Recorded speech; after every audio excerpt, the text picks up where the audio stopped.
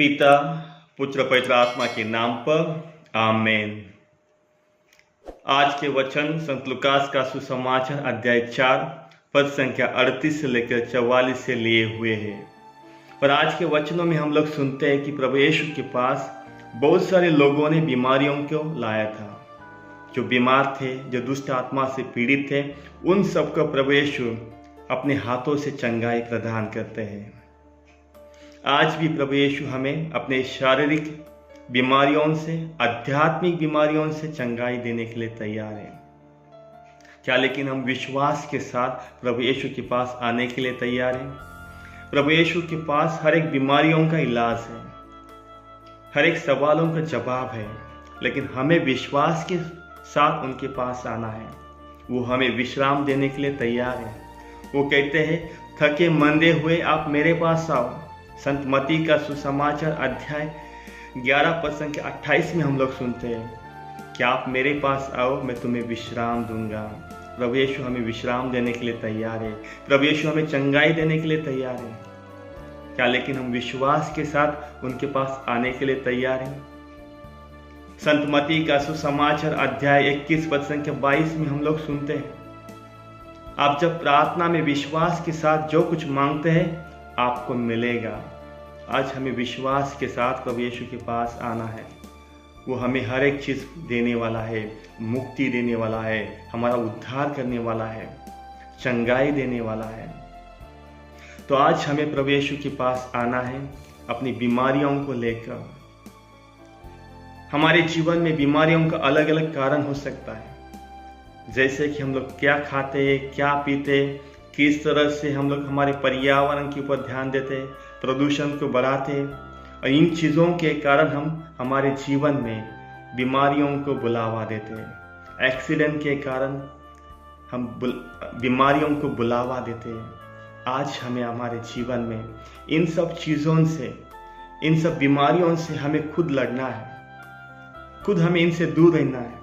प्रभु ईश्वर का वचन कहता है, प्रवक्ता ग्रंथ अध्याय 18 पद संख्या 19 में, आप बीमार होने से पहले खुद अपने सेहत का ख्याल रखो, खुद अपने शरीर के ऊपर ध्यान रखो।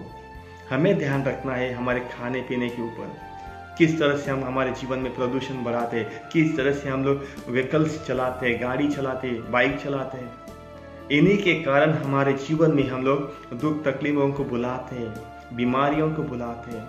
और इसीलिए आज वचन कहता है कि सबसे पहले हमें ध्यान रखना है इन चीज़ों के ऊपर, क्या खाते हैं, क्या पीते, किस तरह से प्रदूषण बढ़ाते हैं, किस तरह से गाड़ी चलाते हैं, जो हमारी बीमारियों का कारण बन जाता है। तो चलिए आज हम प्रार्थना करते हैं और ईश्वर की आशीष कृपा मांगते हैं। जो हमारे लिए संभव है वो हम खुद करेंगे।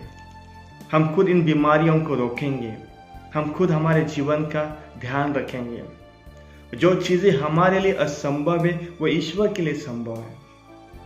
संत लूकास का सुसमाचार अध्याय 8 पद संख्या 50 में हम लोग सुनते हैं, जेरियोस की बेटी जो मर चुकी थी, लेकिन प्रभु यीशु ने कहा कि डरो मत, वो जिएगी, और वो फिर से जीवित हुई थी। जो हमारे लिए असंभव है वो ईश्वर के लिए संभव है।